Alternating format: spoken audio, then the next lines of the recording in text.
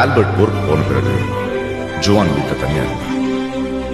போர் முடிஞ்சு வரப்போற தன் காதலனுக்கு சர்ப்ரைஸ் கொடுத்தார். ஸ்ட்ராபெரி பழங்களை கொண்டு ஒரு அழகான கேக் செய்தார்.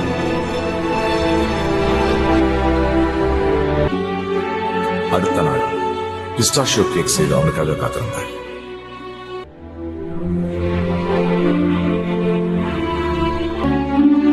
மூணாவது நாள் வீட்டுக்கு பின்னாடி வளர்ந்த ஆரஞ்சு பழங்களை கொண்டு வந்து கேக் செய்தார்.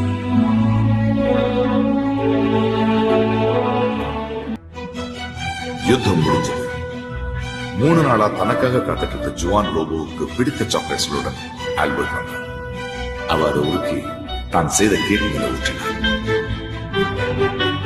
ஜுவான் காதல மெதுவா சொன்ன ஆல்பர்ட், இந்த உலக மகா யுத்தமே முடிவுக்கு வந்தது உன் அன்பான